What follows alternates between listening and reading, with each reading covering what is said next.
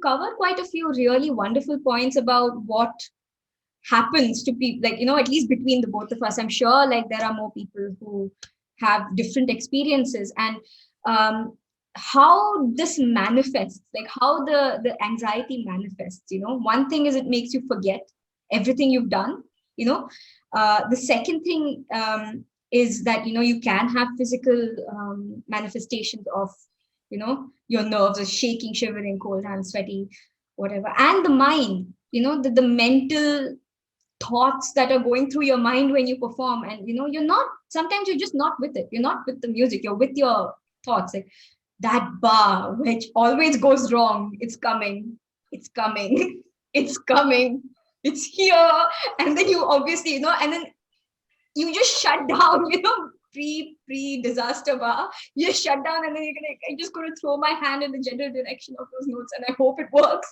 But that's not the way to tackle it, obviously. And for me personally, with the mind, I think I started to meditate a lot, and I did a lot of like breathing exercises and things, which really helped me. I mean, it took a while before it started to manifest, but I think even the general calming down, generally, not even when I was on stage, but like, just generally calming down and being able to assess yourself and the situation. I think my ability to assess got better because I started to, meditate. This is a personal thing, obviously. I mean, everybody has their own ways of doing it. This is what I turned to. And I started to realize that acceptance was the first step. So with the physical tremors, I just said, okay, I'm going to shake. It's okay. I'm going to shake. It's fine. I'm going to play this. Even if it's bad, if it sounds bad, I'm going to get through it. And then I'm going to go again and I'm going to do it again. And if I shake again, that's fine. And I just accepted the fact that this was something that was part of me. Like I wasn't trying to deny it. I wasn't trying to make it go away.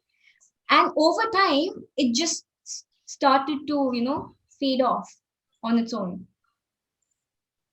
Well, yeah, it seems like, you were able to control it to some extent, at least, which is probably why I'm saying, these physical ones, which at some points in my life I also had, but I think they are probably a little bit easier to kind of get over with, because, if you have, say, I don't know, you have shivering hands or you have sweaty hands, you are doing your performances with that again and again, and you kind of get used to that in a way a little bit, I think. I don't know. What I'm trying to say is that I found the, say, cognitive symptoms to be harder to deal with, because, well, my main was that I would look normal, totally fine, I wasn't shaking or anything, or pale or fainting or anything. But once I go on the stage and I start playing, I would totally lose concentration. That wouldn't include memory lapses. I would somehow go through it, but I would not be able to produce the sound I want. I would not be able to do anything about that. How I felt that I'm not able to do anything I want, I would just kind of play it, well below average from my point of view. And yeah, there was a extreme loss of concentration, and I was finding it very difficult to tackle. I was like, what do I do? How do I get out of this? So that was probably the way it affected me most, that kind of concentration. But just one thing to say on, because you mentioned for you when you went on the stage, this very first time that you remember was kind of extreme case of your performance anxieties, when you didn't even know where to start, and the lighting affected you and everything. I think what's a really good technique, and I think a lot of people use it now, is visualization of performance when you practice. And I was finding that actually helpful from the very young age, actually. I remember myself practicing, and not consciously, I was not thinking that, oh, this is actually genuinely good, but not consciously, I was practicing with the performance in mind, kind of thinking I'm kind of on the stage and performing it for myself, just because it was actually more fun at that time. But it also helped, I think, because then once you are on the stage, you are just as if you are there for the 132nd time, because you've already done it so many times in your practice room, so I think that helps. Have you tried that? It's interesting to hear it from your point of view. I have tried visualization a couple of times. Like, I also practicing away from the piano, just to, to help the memory and all of this. So that's one of the techniques I used to use a lot, just to learn the piece. So less for the stage anxiety and more just to get, I found visualization a little tricky personally. So I did it for a little while. But, I did two research projects, both on performance anxiety, because that was how big an issue it was for me, or personally, that's what I felt. There are a lot of resources out there, with specific techniques meant to tackle either your nerves going way off the charts or way below. Sometimes, if you're too relaxed, that also doesn't help. So there are all these methods that you can follow, like proper regions to overcome or to better know yourself.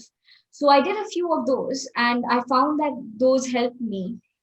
But I think generally for me, the falling apart issue had a lot to do with lack of experience and also lack of prep, because I just didn't know how to prep at that point. And and then, like you said, like I started to properly learn the pieces, like really learn them, and you think you know it because you can play it once through to somebody who's come into your practice room, but that's not necessarily the case. So it's about um, just thinking, I think, that you don't know it, even though you do know it, and approaching your learning or your preparation from that perspective, that I don't know it, and I'm going to find weakest links and strengthen them. And I think the more I did that, the more involved I got in the music, like the more attached I got to my interpretation of the piece. And the more I wanted to actually, okay, look, this is what I've done. I want to show this to you. I want to play this to you. And it started to move from I'm terrified of what can go wrong to I like this piece. I enjoy this piece and I want to share this. So my emotions kind of started to shift towards the sharing rather than the nerves. And I think that happened over a long period of time. So it's not, and even today, sometimes I get nervous. When I go out onto stage, I still feel the nerves, but I know how to bring myself to the music. I mean, if you look at musicians like in jazz and folk music, and they have so much fun doing what they do, and it made me think I wish I was doing what they were doing, because this is why I took up music in the first place. And then I realized that you can practice your thoughts. You just like you practice your pieces, you practice in your thoughts. For example, when I was saying that disaster bar, it's a practice thought. It doesn't necessarily mean that you've played it so many times. It's not that you can't play it, but in your mind you've decided this is so hard and it is going to go wrong.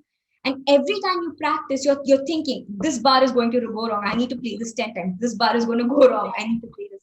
So it's practiced in that's going to go wrong. So I consciously started to practice in thoughts that would help me on stage while I was in the practice room. And that really helped me more. Like for me, I think visualization helped, but this probably helped me like much more personally. This is so interesting what you have just said, and also kind of funny that we have, say, I don't know, 300 bars to play or something, and there is this one bar that is challenging, let's say, and we are obsessed about this one bar, and we don't care that there are 299 others that we are doing perfectly in. And it's just like, it's funny how the human mind works. And I think what happened is, it's not really the lack of preparation that got me. It's not really that why I was finding it difficult. It was the thought.